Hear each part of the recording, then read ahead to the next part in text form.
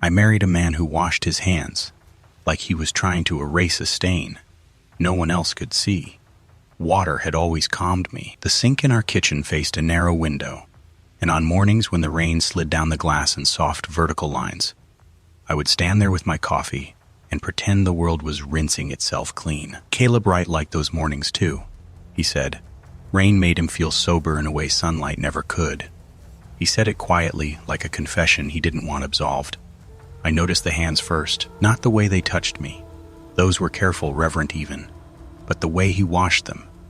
He scrubbed past the knuckles, under the nails, wrists raw and pink. He'd dry them with paper towels instead of cloth, as if fabric might remember. When I teased him about it, he smiled and said, "Old habits, 12 years sober." He liked to say 12 years was a cathedral number. You could build a life under it and call it holy. I met Caleb at church, of course. He sat 2 pews behind me the first Sunday, sang without raising his voice, and bowed his head with a concentration that felt private. Afterward, he waited while people drifted away, then asked if I wanted coffee. He didn't touch the sugar packets. He watched me stir mine and smiled like it was a small miracle. We were engaged within a year. The ring felt heavier than it looked, a simple band that caught the light and made my finger look newly invented. My friends said I'd found a good man. My mother said he had kind eyes. The pastor said redemption was visible on him, like a sheen you only saw if you knew how to look. Sometimes in photographs, there was something else, a blur in the background, a shape like a shadow thrown by an object, not in the frame. I blamed the phone camera. I blamed my nerves. Caleb ran a logistics firm downtown, steel and glass, the kind of place where water fell in engineered sheets down the lobby wall. When I visited him at work, I'd sit in the atrium and watch the cascade, the way the water broke into white noise and hid conversations. He'd come down with a smile that was practiced but sincere, and he'd hold my elbow instead of my hand. "Slippery," he'd say, always careful. At night, he slept lightly. He'd wake before dawn, breathing like he'd been running. Once I reached for him and felt his body stiffen, a plank under my palm. "Sorry," he whispered, already sitting up. "Dream, I didn't press. Love can be a discipline. You learn what not to touch." The first time I saw the car, it was in a reflection. We were at a charity gala, one of those rooms where the wine glasses chime against each other, like wind chimes in a storm. I was standing near a mirrored column, watching Caleb talk to a donor, when the glass behind him went dark. Not shadow dark, road dark. A stretch of black asphalt cut by yellow lines. For a second, headlights bloomed, white and blinding, and then I blinked. The reflection was normal again. My face flushed, Caleb laughing at something, the donor's hand on his arm. "You okay?" Caleb asked later when we were in the car. Rain tapped the windshield, a polite, persistent knocking. "Just tired," I said. He nodded. His hands were tight on the wheel. The wipers beat a steady time. He didn't turn on the radio. When I started planning the wedding, water threaded itself through everything. The venue had a fountain. The florist suggested calla lilies that liked damp soil. I dreamed of rain the night before, not as a disaster, but as a baptism. In the dreams, I was always dry. Caleb volunteered at recovery meetings on Thursdays. He came home smelling like old coffee and antiseptic, a scent that clung to him until he showered. He would stand under the water longer than necessary, eyes closed, lips moving without sound. Sometimes, I pressed my ear to the bathroom door and listened to the rush, the way it filled the apartment and erased edges. Once, after he'd been in there nearly an hour, I knocked. The water shut off abruptly. Silence. "I'm fine," he called. His voice was hoarse. When he came out, his skin was mottled, goose-of-flesh raised. He kissed my forehead and tasted like nothing at all. "Do you ever think about before?" I asked him that night, my head on his chest, listening to his heart slow. "Every day," he said, without hesitation. "That's how I stay sober." I waited for more. He didn't offer it. The shadow followed us into joy at our engagement party. As people clinked glasses and made jokes about speeches and seating charts, I saw it again, a faint silhouette at the edge of the room, shaped like a crumpled car. It hovered near the wall, where the paint met the floor. When I looked directly at it, it thinned, like smoke caught in a draft. When I looked away, It gathered. I started to catalog my senses, as if I were inventorying a crime scene. The smell of citrus cleaner at church, the grit of sugar on my tongue, the sound of tires on wet pavement outside our bedroom window at night, my own pulse, loud in my ears. "Nat," Caleb said, using the nickname he knew I loved. "You're miles away." "Just thinking," I said. I could have said anything. Centerpieces, guest lists. The way the world felt thinner lately, like paper soaked too long. I said. He smiled, relief loosening his shoulders.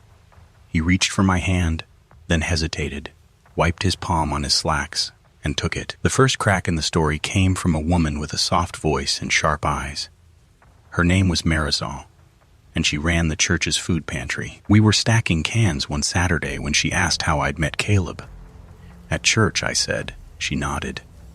"He's been here a long time, 12 years, I said.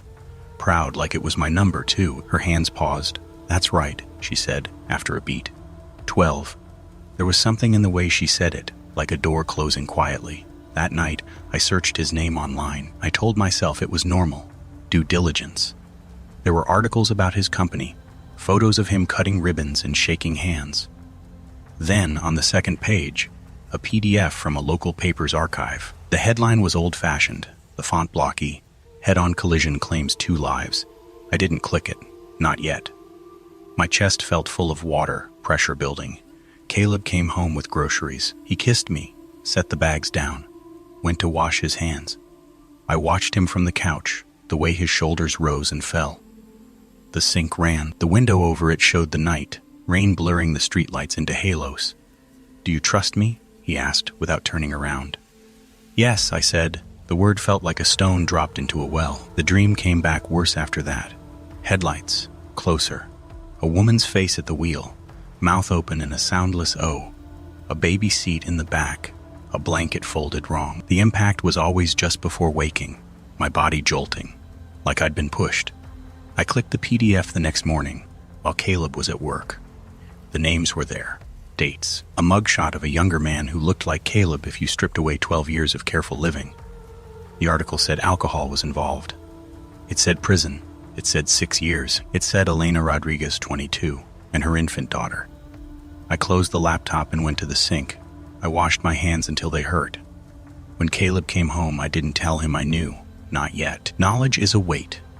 You learn how to carry it before you show it. We went to see the venue that weekend. It was by a river, the water moving fast and brown from rain. The coordinator talked about ceremony flow and cocktail hour. I watched Caleb's reflection in the glass doors. Behind him, for just a second, the river turned to road. "Are you sure?" I asked him as we stood by the water. "About everything." He looked at me, really looked, like he was measuring the distance between us. "I've never been more sure of anything," he said. I wanted to scream. I wanted him to say it himself. Confession is a bridge. You don't know if it will hold until someone steps onto it. The shadow grew bolder after that. It slid into photographs, into mirrors, into the space behind Caleb when he laughed. It never touched him. It hovered, patient. At night, I started hearing water where there was none, a drip that wasn't the faucet, a rush like a distant shower. I'd get up and check, my bare feet cold on the tile. Everything would be dry. I went back to the article.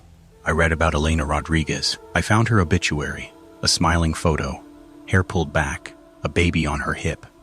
She liked the beach. She worked at a bakery. There were comments from family, from strangers gone too soon. Prayers. I imagined her hands, flour, dusted. Her steering wheel, warm from the sun. The rain that night, slicking the road. "Nat," Caleb said one evening, standing in the doorway of the bathroom while I brushed my teeth. "If there was something you needed to know, would you want me to tell you?" My mouth was full of foam. I spit, rinsed. The water ran clear. "Yes," I said. He nodded once. He didn't speak. The week before the wedding, the rain came down in sheets. The river swelled. The news showed footage of flooded streets. Cars stalled, headlights like eyes above the waterline. I dreamed I was in the passenger seat. I dreamed my hands were not on the wheel. The night before the rehearsal, I found him in the kitchen at 3 a.m., hands in the sink, water blasting. His shoulders shook. "Caleb," I said. He turned, water dripping from his wrists to the floor. His face was wrecked, the careful lines undone. "I can't," he said. "I can't do this." I waited. The apartment hummed around us. The fridge kicked on. Somewhere outside, tires hissed on wet asphalt. "I killed them," he said. The words fell heavy, undeniable. I was drunk. I crossed the line. I killed a woman and her baby. I thought of Elena Rodriguez, of her hands, of water and road. "I went to prison," he said. "I got sober. I tried to be better. I tried to make it mean something. Why didn't you tell me?" My voice sounded far away. "I was afraid," he said, "that you'd see me and only see that night." I looked at him, really looked. The man I loved. The man who washed his hands raw. The shadow pooled at his feet, darker now, shaped unmistakably like wreckage. "I see you," I said, and didn't know which version I meant. We didn't sleep. Dawn came gray and wet. At the church, the fountain burbled, cheerful and wrong. Guests arrived with umbrellas, shaking water onto the floor.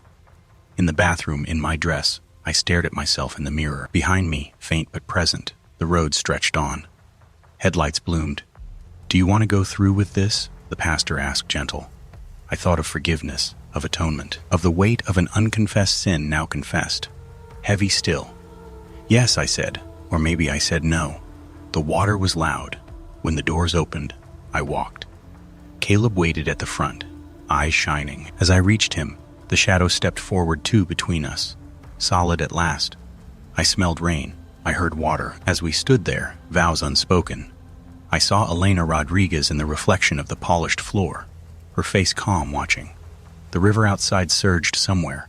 Tires hissed on wet pavement. Caleb reached for my hand. His palm was wet. I didn't pull away. I didn't lean in. The water kept running.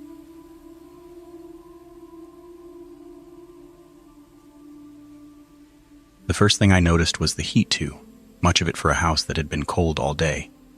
Like the fire had learned how to breathe and was doing it just for me. The power had been flickering since noon, the Texas freeze pressing its face against every window, whitening the glass, sealing us inside like a jar. I dragged a chair close to the fireplace and wrapped myself in a quilt that smelled faintly of cedar and the detergent my grandmother used for decades, the kind that lingered even after she was gone. The flames threw shadows that crawled along the walls, stretching family photos into shapes I didn't recognize. I kept thinking I heard ice crack outside, trees snapping under their own weight, but sometimes it was just the fire settling. Sometimes it was the house. My father sat across from me, elbows on his knees, hands clasped like he was bracing for prayer. He'd been quiet all evening, not his usual distracted quiet. This was heavier, like something had finally decided to sit down in his chest and wasn't planning to move. "She wouldn't want you knowing this," he said, not looking at me. I watched the fire instead. "Then why tell me?" He rubbed his palms together, slow, methodical. "Because she's gone, and because things don't stay buried the way we think they do." Outside, the wind shoved against the siding.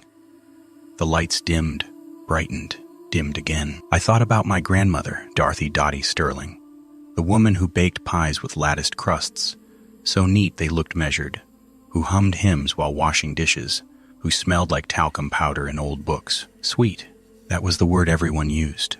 Sweet Dottie, preacher's wife, preacher's daughter before that. The kind of woman you trusted with keys, with children, with secrets. My father finally looked up. His eyes were red, but dry. "She ran away in 1968.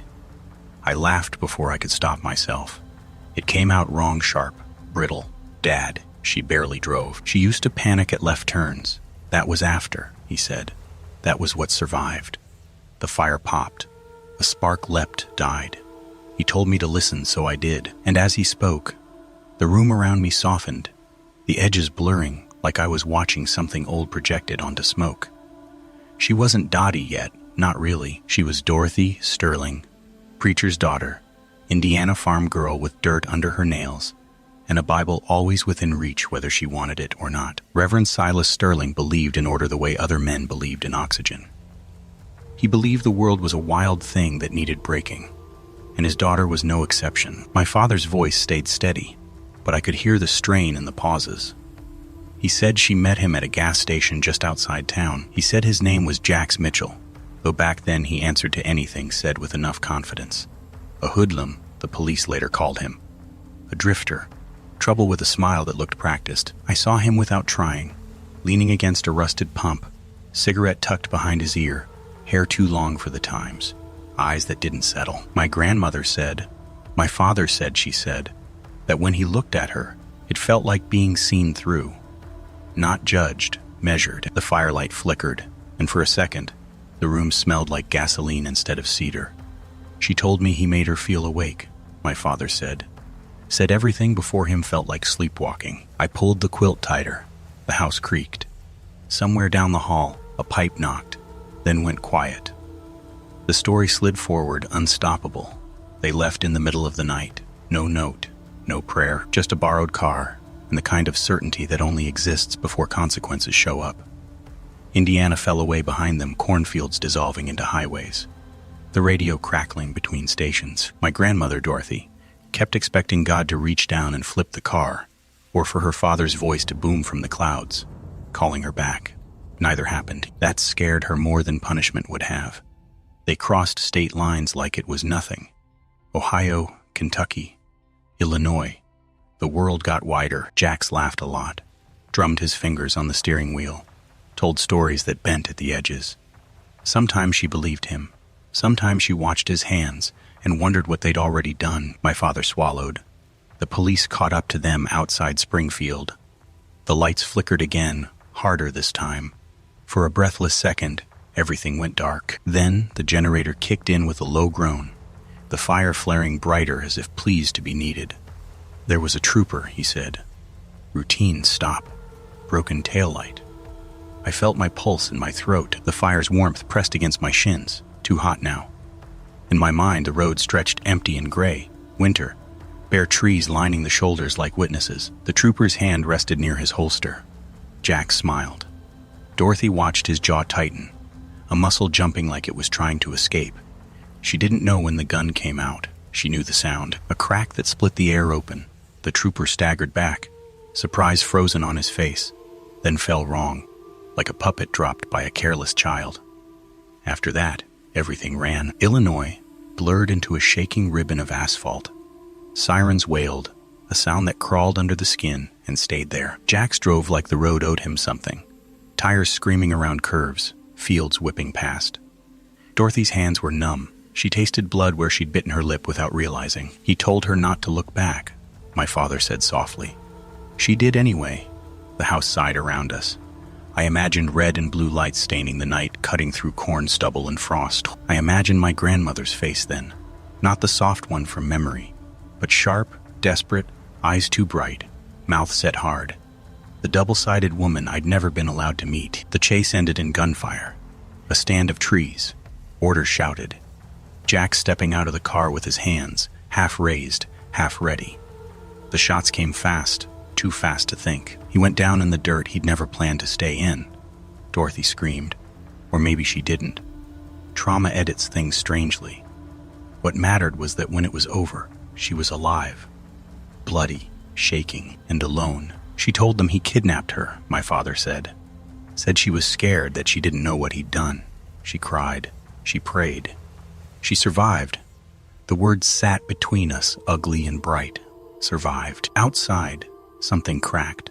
Wood splitting under ice. I flinched, heart racing.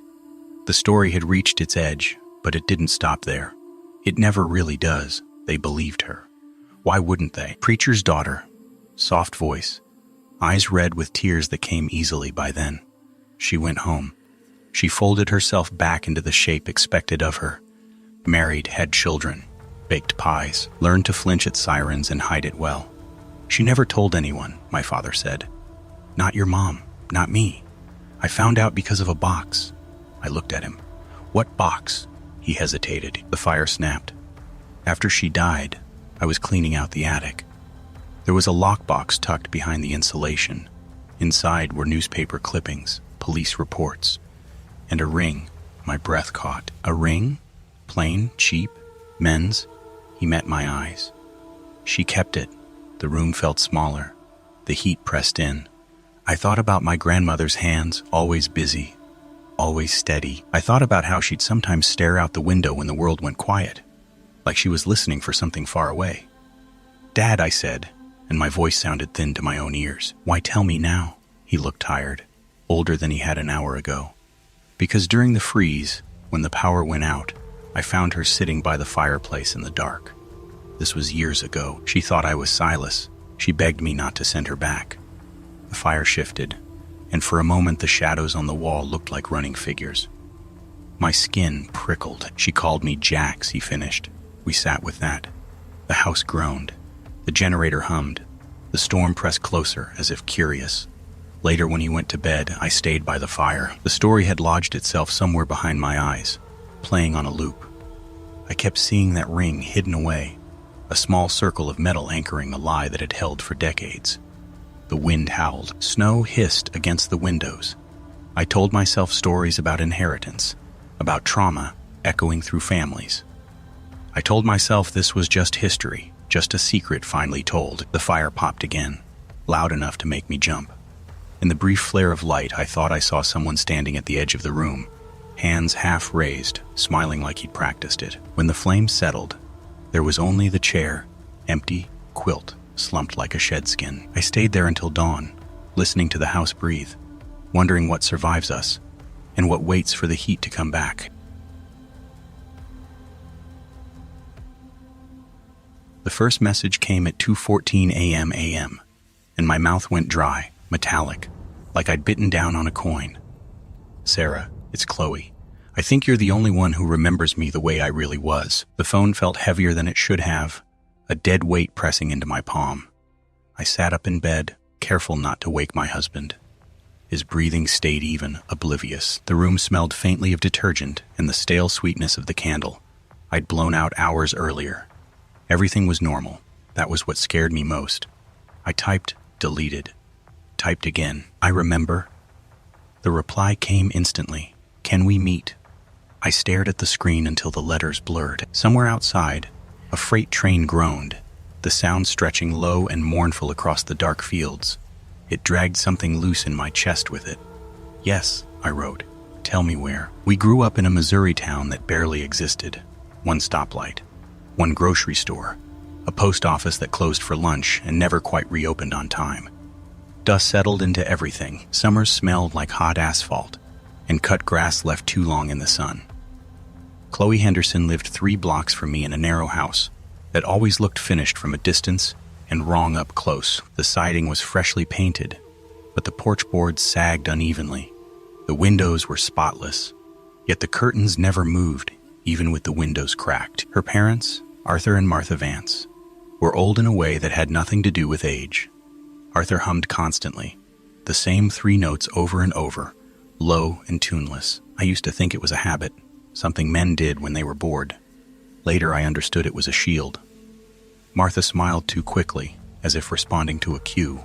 Only she could hear. Her hands were always busy, folding towels that were already folded, straightening picture frames that were already straight. Every clock in the house showed the same time. 3:18 a.m. Kitchen. Living room, hallway. They ticked, but the hands never moved. Chloe was homeschooled. That was what people said, with a tone that implied explanation enough. When she came outside, she sat on the steps with me, our shoulders touching. She laughed in short bursts, like she was rationing it.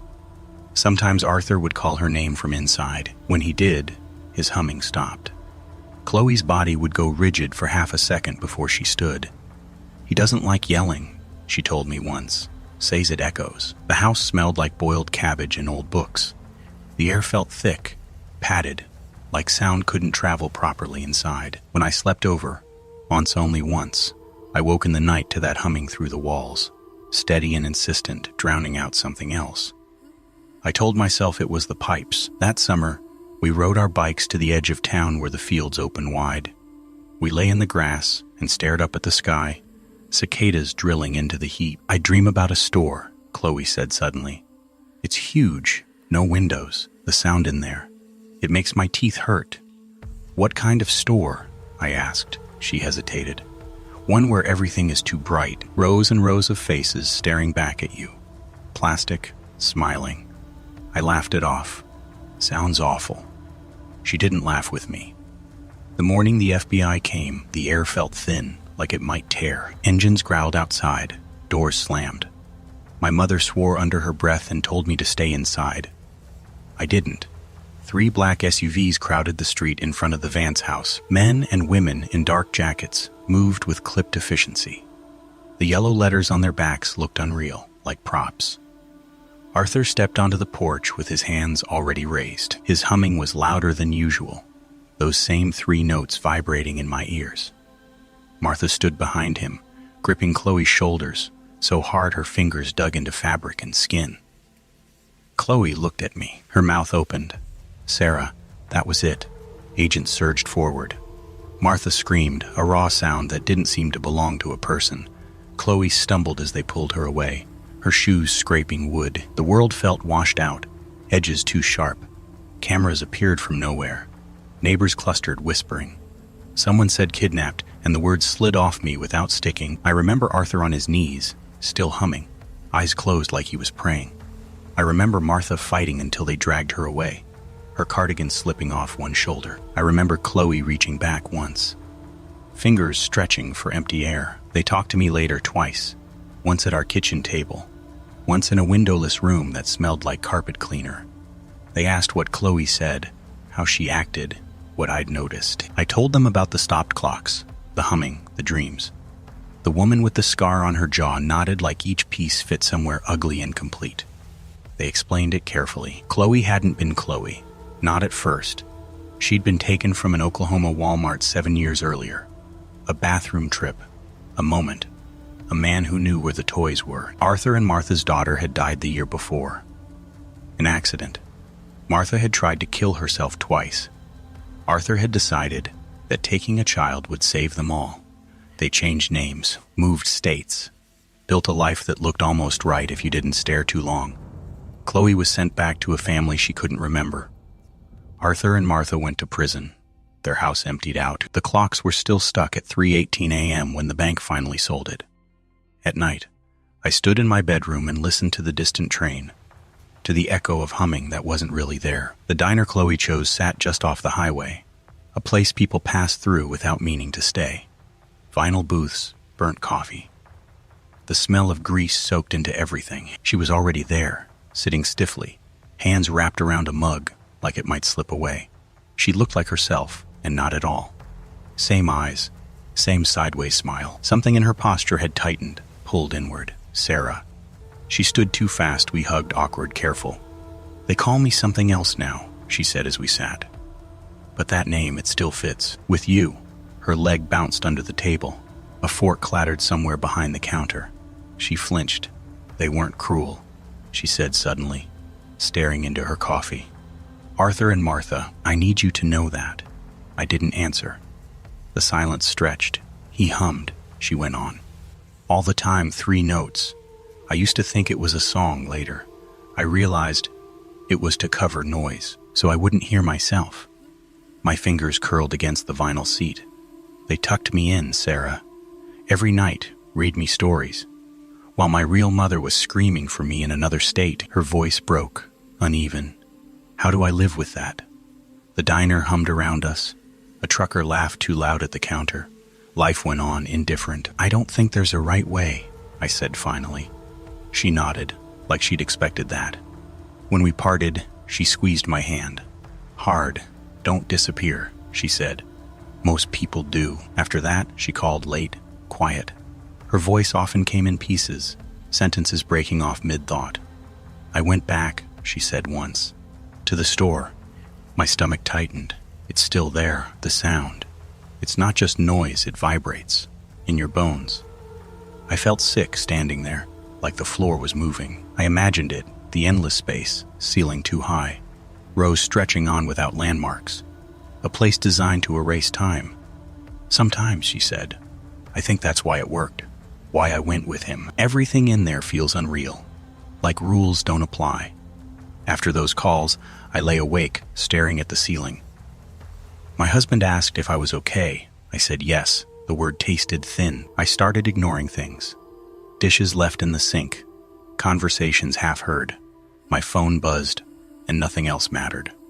One evening, my husband touched my arm. "You're not here," he said gently. I snapped at him, apologized too fast. The look on his face lingered longer than the argument. The last message came on a Tuesday. "I think I know why I survived," Chloe wrote, "because someone decided I was worth taking." I stared at the screen, my throat tight. "That doesn't make it okay," I typed. The dots appeared, vanished. "No," she wrote, "but it makes it complicated." I thought of Arthur Vance humming in the dark, of stopped clocks, of love twisted into something that could cage you. That night, my husband fell asleep alone. I sat on the couch, phone in my hand, the glow reflecting off the window like a second, dimmer world somewhere. Far away, a freight train sounded its low, endless warning, and I understood, with a clarity that scared me, how a single moment in a place meant to swallow people whole could keep claiming lives, quietly, patiently, long after everyone thought the story was over.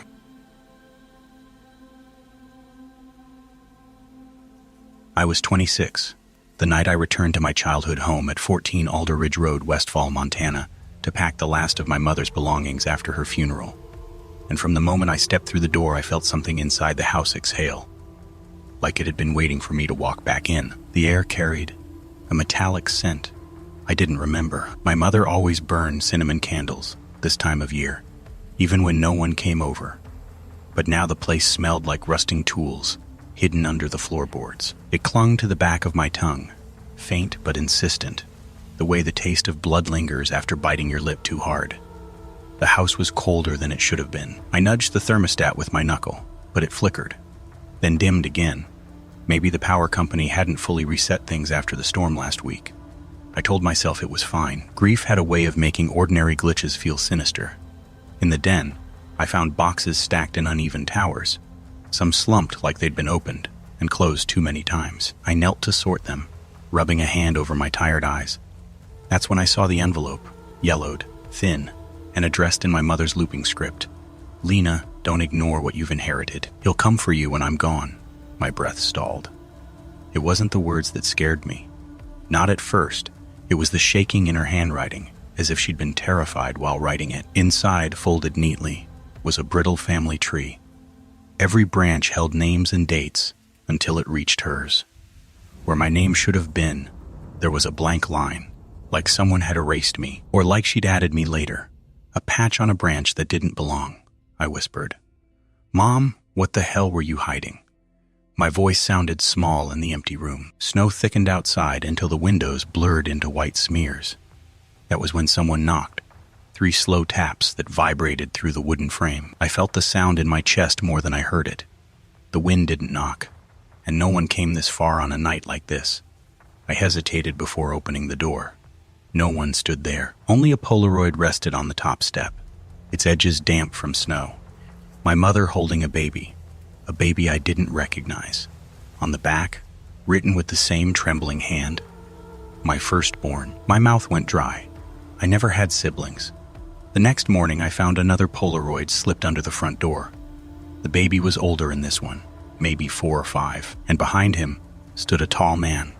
His face blurred in a streaked smudge, as if the film couldn't capture it. My stomach tightened when I noticed the silhouette. Broad shoulders, long arms, a slight forward tilt of the head. He looked like me. I dialed my aunt, my fingers icy. When she picked up, her breath stuttered through the line. "Why didn't anyone tell me?" I demanded. "There was another child." She didn't answer at first. Then, in a cracked whisper, "He wasn't supposed to find you. We changed everything to keep him away, Lena. You weren't taken. You were traded." A cold wave rolled through me. What does that mean? But she hung up. The silence afterward felt heavy, deliberate. That night, the knocking returned, this time above me. A slow, dragging thud echoed from the attic. Dust drifted from the ceiling in soft gray clouds. The metallic scent thickened, sharp enough that it coated my teeth. I tried to ignore it, tried to tell myself grief was twisting reality, but the sound didn't stop. It grew rhythmic, familiar, like someone dragging something heavy across the rafters. Finally, unable to take it, I climbed the attic ladder, my legs trembling. The air tightened the higher I went, as if the space were shrinking around me. At the top, my flashlight beam cut through dust motes that swirled like ash, and I saw footprints, long, bare footprints, space too wide for any normal stride, leading toward the far corner. The rocking chair there swayed back and forth, slowly, though the attic had no draft. My skin prickled. A folded note lay on the seat. I forced myself to pick it up. Your blood remembers me. I felt watched. Studied like someone stood inches behind me, breathing quietly, waiting for me to turn. I ran, down the ladder, through the hallway, out into the snow. I didn't even grab my coat. My breath tore from my lungs as I stumbled toward my car. I told myself I wasn't coming back. Not tonight. Not ever. But before I could unlock the door, my phone buzzed in my pocket. Unknown number. A single photo. Me, standing in the attic. Taken from just behind my shoulder. The room in the picture was empty, but I felt the warmth of someone close behind me, as if the camera had captured something my eyes weren't allowed to see. I drove away, praying distance would break whatever was reaching for me. But distance didn't matter, because the metallic scent followed. I woke the next morning in my apartment 3 towns over, shivering despite the heater blasting. The metallic smell seeped through the room like invisible smoke. I checked my clothes, nothing. Checked my hair, clean. Checked the vents, just warm air. But the scent settled into my sheets, thick and unpleasantly sweet, like old blood left too long in the open. I hadn't brought anything back from the house. I made sure of it. But the scent clung anyway. By afternoon, I convinced myself sleep deprivation was distorting things. Grief did strange things to the senses.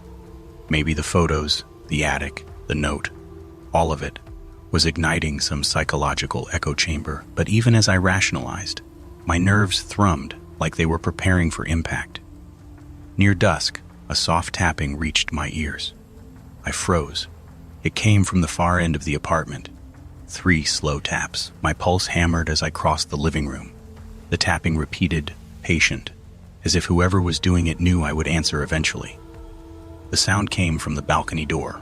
I approached cautiously. The curtains swayed slightly in the heater's breeze.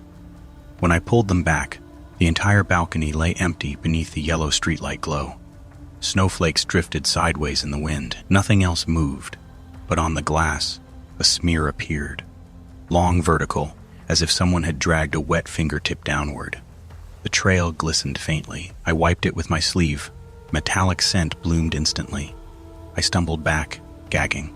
The taste crawled down my throat like it wanted to anchor itself inside me.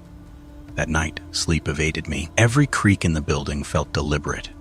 Every hum of the pipe sounded like a breath drawn just out of sight. I kept replaying my aunt's trembled words. You weren't taken. You were traded. Traded for what? By whom? Why me? Around 3:20 a.m. The tapping returned, not from the balcony. From somewhere inside the apartment, 3 slow taps, followed by silence thick enough to choke on. I dialed my aunt again. She picked up after the 4th ring, voice trembling. Aunt Carol, I whispered. Please, I need the truth. Her inhale shook through the phone. Your mother? She made a deal she didn't understand. She believed she could bargain with something older than us. Something that wanted a child born with its bloodline. She offered her firstborn, but she couldn't go through with it, so she hid him, then hid you. I clutched the bridge of my nose. Why would I matter to him? Because you share his blood, she said, and blood remembers what it's owed. I heard something behind me, a faint scrape, a shifting weight from the hallway. Carol, I whispered, he's here. The line went dead. I turned slowly. The hallway stretched long and dim, each shadow feeling too heavy, too anchored. My breath came fast and shallow, fogging in the cold air. Then I saw them, footprints bare, elongated, trailing from my bedroom toward the living room carpet. They glistened faintly, as though wet. I backed toward the kitchen. The apartment seemed to constrict, walls tightening, ceiling pressing down. I could almost sense him behind me, the same presence from the attic, the same invisible weight in the Polaroid. I grabbed my car keys, forcing myself to move. But as I crossed the living room, the tapping returned, this time inches behind me. 3 slow taps on the floor. I bolted down the stairs, out into the brittle night air, slipping on ice as I ran for my car.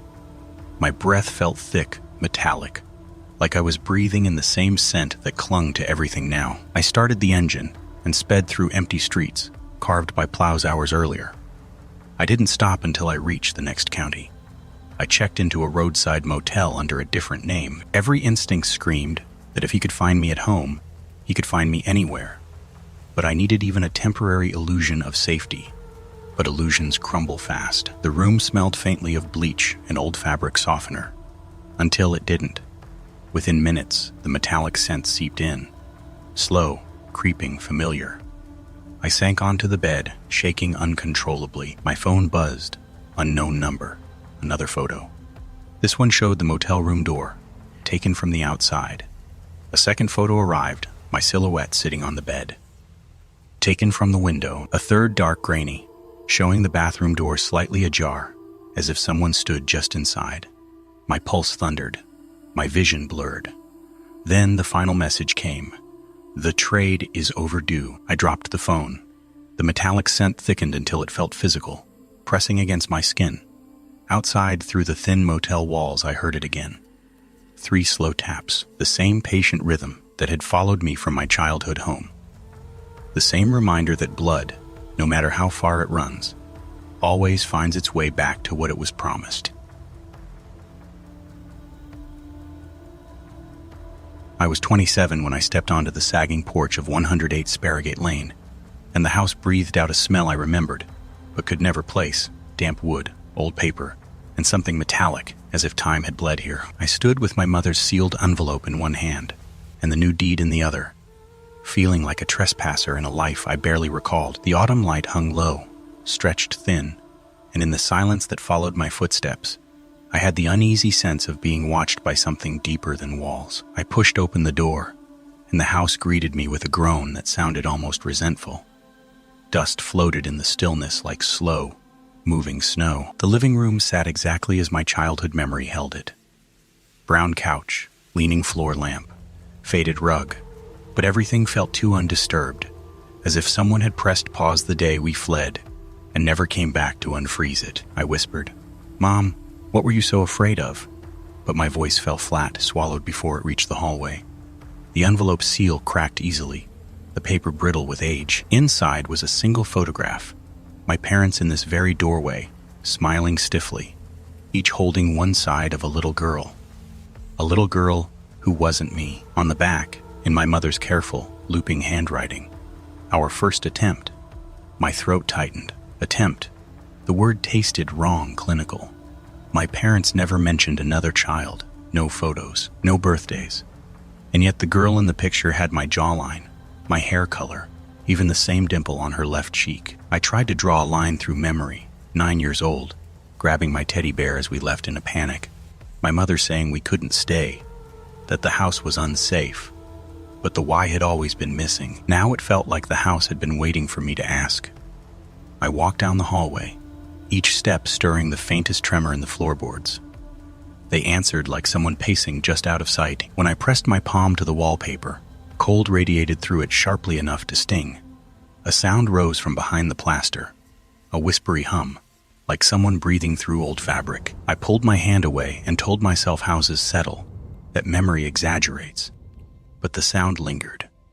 I found the basement door locked, a rusted padlock hanging unevenly. I tugged it once, then again harder. The lock didn't budge. Of course, I muttered, forcing a laugh that didn't quite land. Why make anything easy? As I stepped back, a loose board nudged my foot. Behind it, dust puffed out in a warm, stale wave. I knelt and saw a hidden cubby, cramped and dark. Inside lay tiny dresses folded with impossible care. Children's drawings, all the same hand. Stick figures with circular eyes and crooked smiles. A music box shaped like a bird cage, its brass tarnished green at the edges. When I wound it with hesitant fingers, the tune limped out, off-key and trembling. And under it, clear as breath on my neck, I heard a child whisper, "Don't let them forget me again." I flinched so hard the box slipped from my hands. The melody sputtered. The whisper didn't. Footsteps thundered overhead, Small, frantic, running in tight circles across the upstairs landing. Dust drifted from the ceiling beams like shaken snow. My pulse surged. I called out, "Who's there?" But the only response was a faint laugh, thin and close, like it came from just behind my ear. Panic pushed me toward the front door. The knob refused to turn. I rattled it, twisted, yanked, nothing. Then it turned slightly on its own, just enough to click, as if someone on the other side had grasped it. I backed away, breath shaking. A moment later, a fresh photograph slid under the door with a soft scrape. I froze before picking it up. It showed me standing on the staircase inside the house. Taken from behind, I had felt no presence, heard no shudder, sensed no one close enough to capture something this intimate and precise. Fight or flight surged, and flight won. I crashed through the nearest side window, glass splintering around me. Cold air slapped my face as I bolted to my car. My hands fumbled the keys, and I nearly sobbed when the engine finally caught. Only when I reached the highway did I glance into the rearview mirror. The birdcage music box sat upright in the back seat, wound. Ticking, waiting. I hadn't carried it out. I hadn't touched it. After the whisper, my apartment felt safer in memory than it ever had in reality. But when I stumbled inside hours later, locking everything twice, the air held a new weight. A heaviness that followed me like a small shadow with a long memory. For the first week, I told myself everything had an explanation. An overactive mind, grief twisting old memories, adrenaline distorting the present. But each night, without fail, the music box played from somewhere in the apartment, soft and wandering, like a lullaby sung through cracked teeth. Sometimes the melody came from the kitchen, other nights, the hallway, once from directly beneath my bed. I tried sleeping with the lights on. I tried unplugging every device. I wrapped the music box in towels, zipped it into a suitcase, buried it behind winter coats in the closet. Still, the song found me. Worse, now the footsteps did too. Small, quick, pacing just beyond my sightline. And always at 3:11 a.m., the exact minute my childhood memory faded into black. I started calling my mother's old contacts, desperate for anyone who could explain what first attempt meant. Most numbers were disconnected. A few people hung up the moment I said my mother's name. One woman, her voice shaking, managed, "Honey, you shouldn't open doors your mother nailed shut," before ending the call. By the 10th night, sleep felt impossible. I sat on my couch with a mug of cold coffee, watching shadows dance under the stovelight. My mind kept circling the same questions. Who was the girl? Why had my parents buried her existence? Why did the house feel alive? And why did whatever lived in it follow me? At 3:11 a.m., the music began again. This time louder. I walked into the hallway, heart pounding against my ribs. The tune drifted from the bedroom. "Stop," I whispered, though I didn't know who I was begging. My fingers trembled as I pushed open the door. The suitcase lay in the center of the floor, unzipped. The towels were removed, folded neatly beside it. The music box sat upright, spinning slowly, and scattered around it were photographs, dozens of me as a child. But not the childhood I remembered. In some photos, I was holding the girl from the original picture. In others, she stood alone, smiling, while I appeared beside her. But blurred, as if I were the one fading. One image made my breath stutter, the two of us at age 6, identical except for her eyes. Darker, empty air, a void pretending to be human.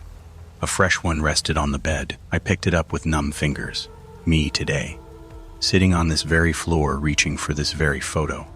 My knees buckled. I whispered, "What do you want?" But the room answered, with only a soft rhythmic tapping, small feet pattering along the wall behind my headboard. For days I avoided sleep. Every reflective surface felt like a doorway. Every sound felt intentional. My mind frayed at the edges, unraveling thread by thread. I stopped going to work. My phone died and I didn't charge it. I lived in the narrow slice of time between fear and exhaustion.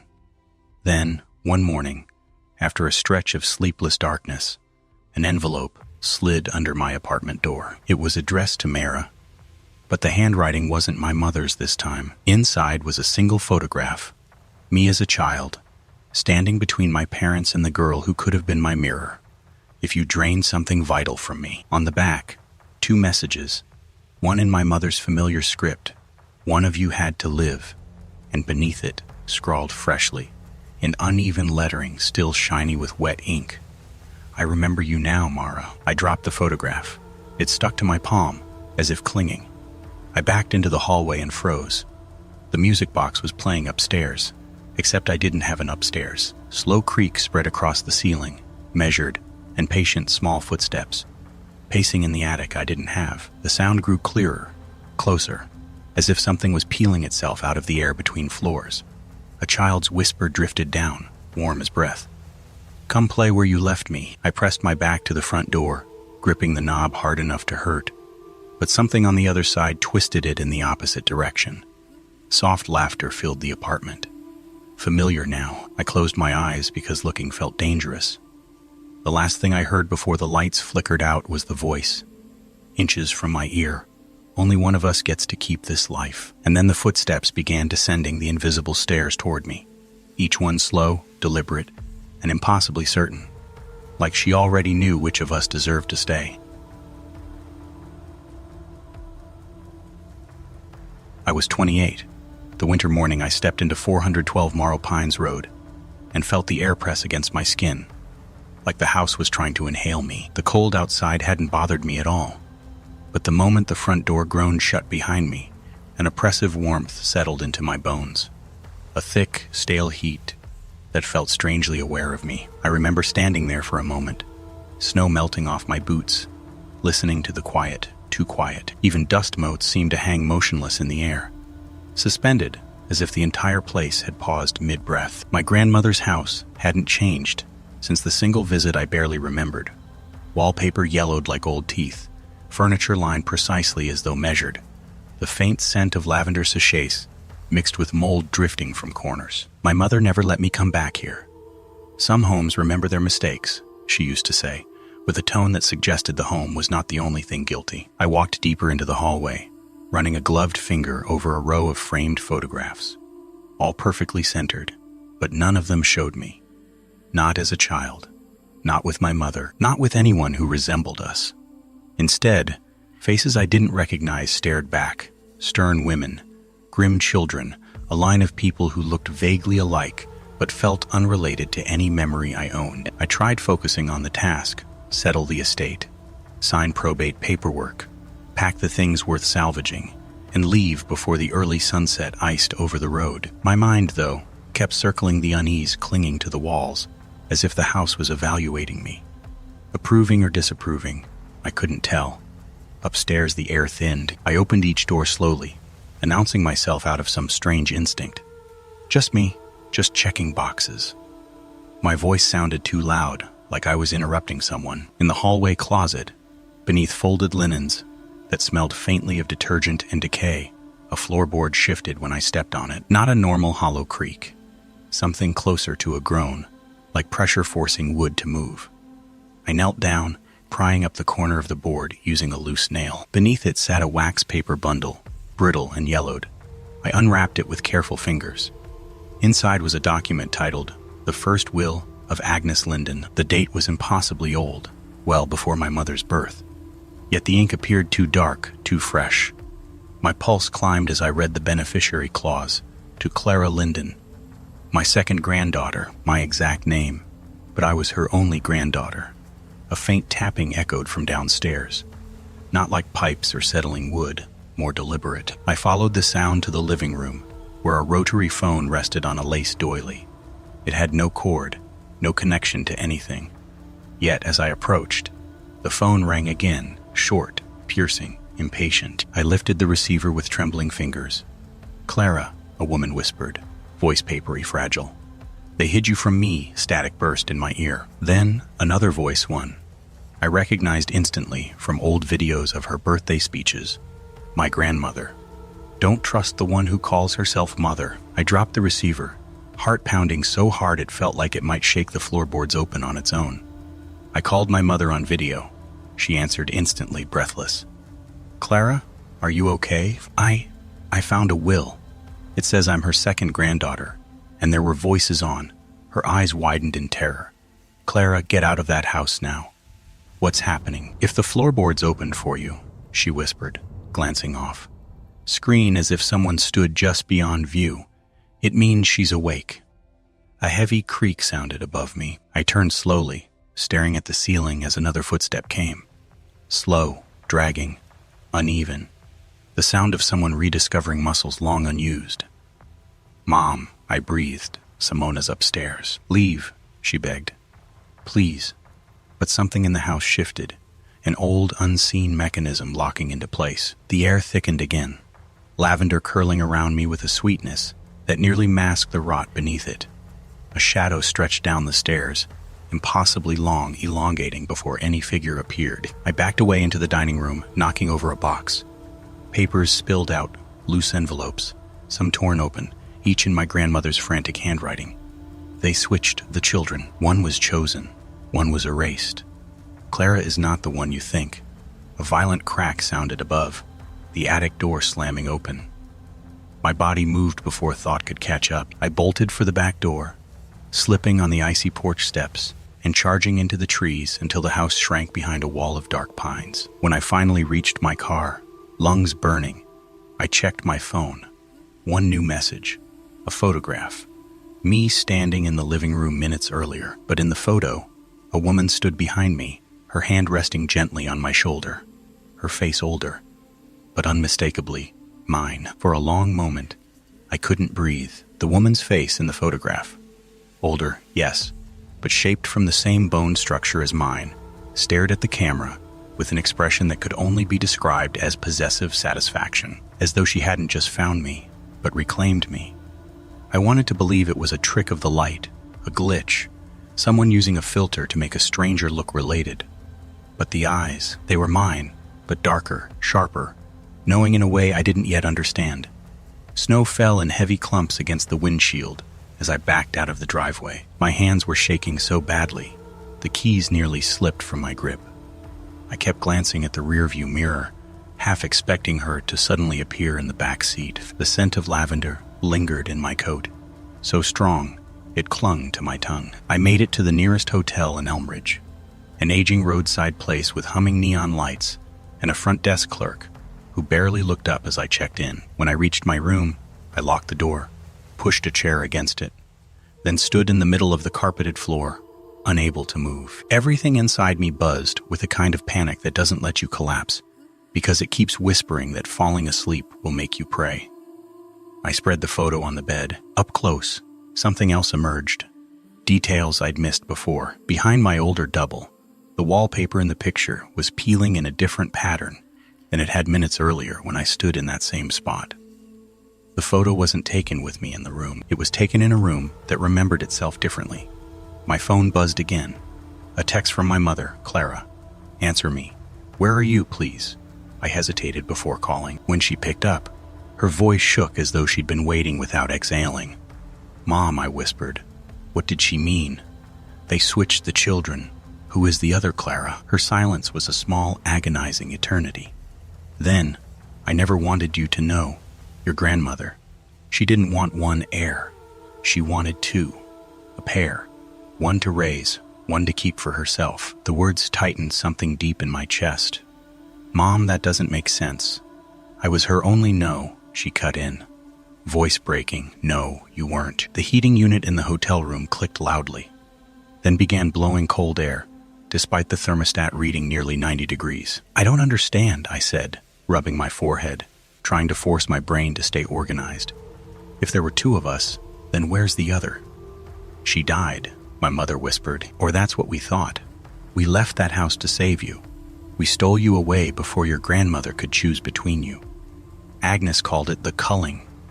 I called it insanity." Lavender rolled through the room then. So sudden, so thick, I gagged.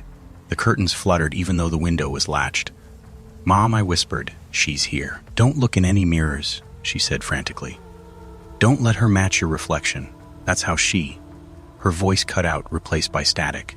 Then faintly, another voice crawled through the line. "Second granddaughter." I dropped the phone on the bed and backed toward the bathroom, thinking I just needed water, a splash on my face, something grounding. But halfway there, I froze. The bathroom light flickered under the door, a soft, pulsing glow like someone was pacing just inside. "Number no." I wasn't going in there. I grabbed my bag, shoved the photo inside, and unlocked the hotel door. But the hallway had changed. The patterned carpet was the same, but the walls had turned the faded rose-colored wallpaper from my grandmother's house, and the lavender smell was suffocating now. "Clara," the voice came softly from the far end of the hall. I knew that voice, not because it had spoken aloud before, but because hearing it felt like recognizing a memory I never lived. A silhouette stepped into view. A woman, my age or older, hard to tell from the distance. She moved with a slow grace, her hand dragging along the wall, like she was steadying herself after a long sleep. I ran. The hallway stretched, bending into a shape the hotel had never been built for. Doors warped, becoming the tall, narrow doors from Morrow Pines Road. The lights flickered, strobing the corridor into a series of still images. The woman a step closer, then another, then impossibly near. I shoved myself into the stairwell and flew down the steps until the exit door burst open into the freezing night. I didn't stop running until I reached the edge of the parking lot, lungs tearing from cold air. Behind me, one of the hotel windows glowed with a soft lavender, colored light. I drove without thinking. Hours blurred. Towns passed as snow thickened across the highway. Only once I reached my apartment in Tacoma did the buzzing in my head begin to settle. I showered. I changed clothes. I tried to convince myself I was safe. But the moment I turned off the bathroom light, two reflections lingered for a heartbeat too long, mine and hers. The lavender scent drifted from my vents at midnight, and this morning, an envelope lay at my door. To Clara Linden, my rightful granddaughter.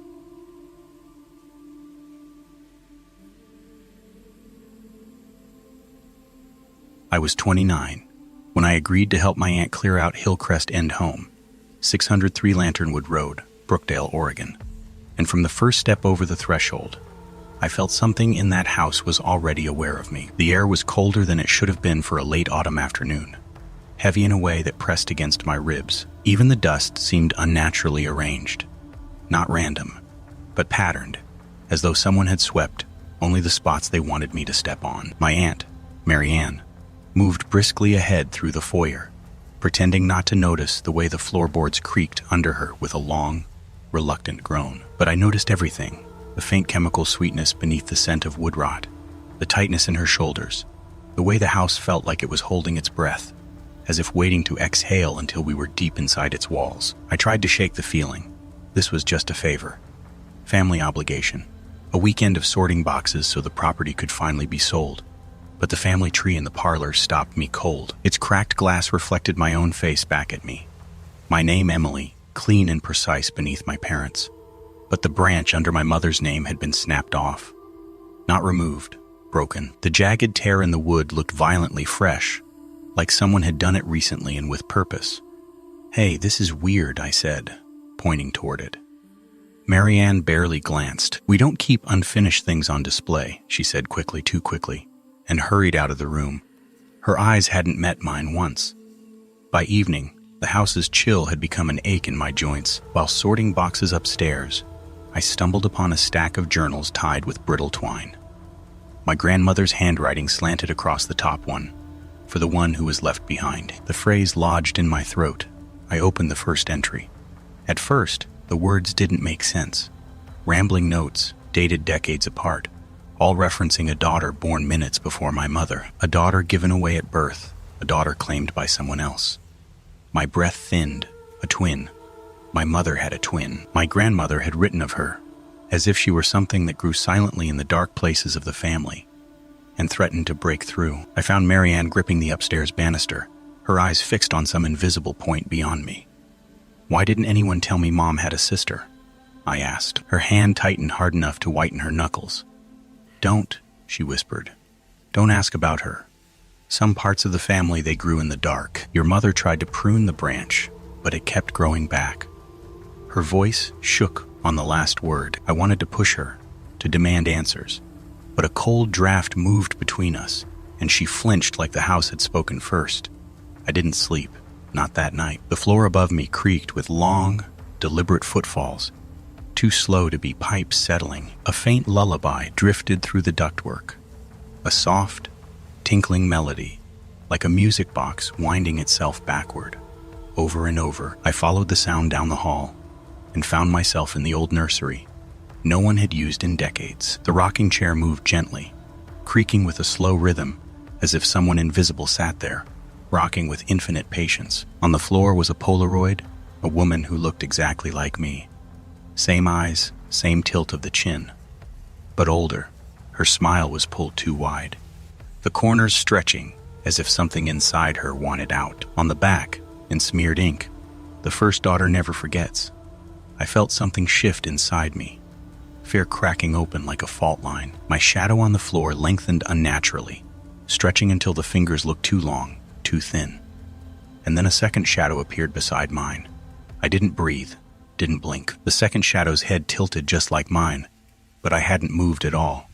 I bolted, glass cutting my palms as I smashed the nearest window and leapt into the yard. I heard the lullaby behind me, quieter now, like it was retreating only because it knew it didn't have to chase.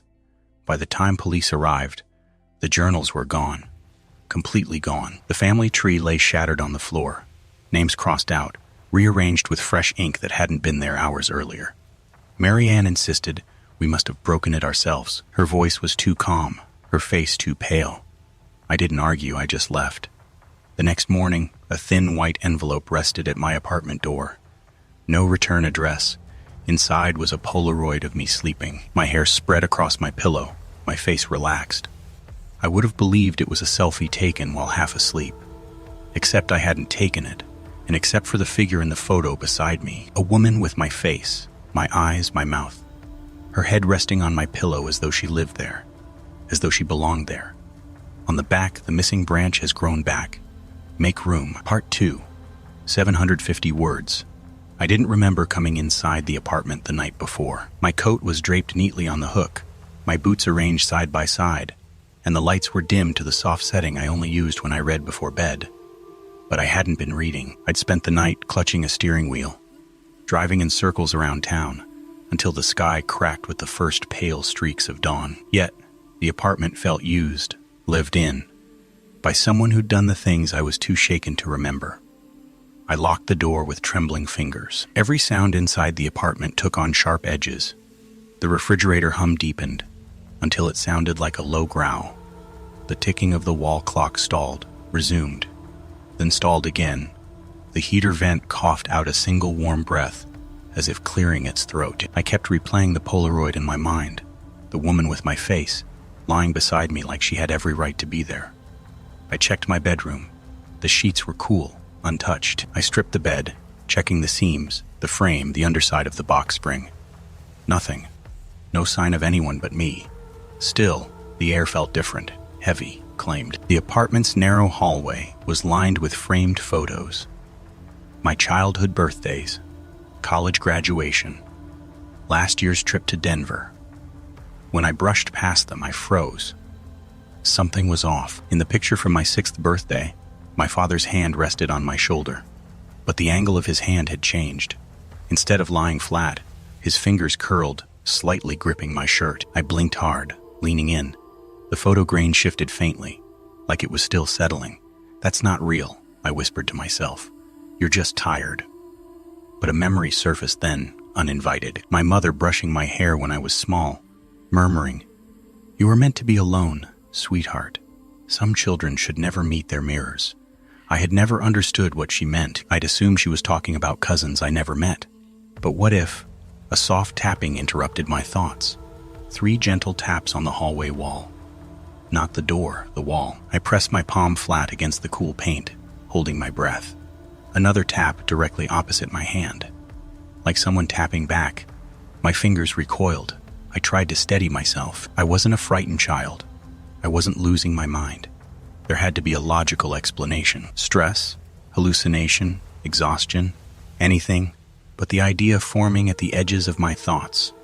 The missing twin, raised in the dark by someone who believed she belonged elsewhere. A sister who looked like me. A sister who felt entitled to return. A sister who apparently had never stopped watching. I moved from room to room, turning on every light. The brightness helped only a little. Shadows still pooled under the furniture, too dark for midday.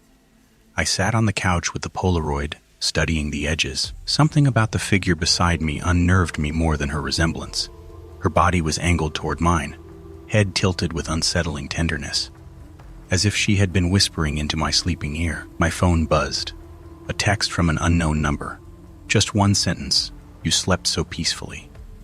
The phone slipped from my hand, clattering to the hardwood. My breath stuttered. I typed back with shaking fingers. Who is this? The response came instantly. Your other half. My vision tunneled. The apartment walls seemed to narrow, bending inward as though reacting to the text. The tapping resumed, this time from inside the bedroom. A slow, rhythmic knock on the back of my closet door. I backed away, pulse hammering. The door creaked open by itself, inch by inch, revealing hanging clothes swaying gently. Though there was no draft, a voice, my voice, whispered from the dark. I've been here longer than you think. I stumbled toward the front door, fumbling with the lock, desperate to leave. But a second breath exhaled behind me, warm, close, too close. I froze. 2 sets of breathing filled the apartment, mine fast and shallow, the other slow and steady, as if it were savoring the moment. I ran, bolted down the stairs, out into the raw air. I didn't know where I was going, just away. But as I reached the parking lot, I caught sight of a figure in the reflection of a car window. A woman standing behind me, my height, my posture, my face. Smiling, that too, wide smile I'd seen in the Polaroid. When I spun around, there was no one there. I don't remember getting back inside. I don't remember locking the door. The apartment is quiet now, too quiet. The kind of quiet that listens. But I know I'm not alone. I can feel her in the walls, in the mirrors, in the air when I breathe. And as I write this, I hear it again. 2 sets of breathing. One of them is mine.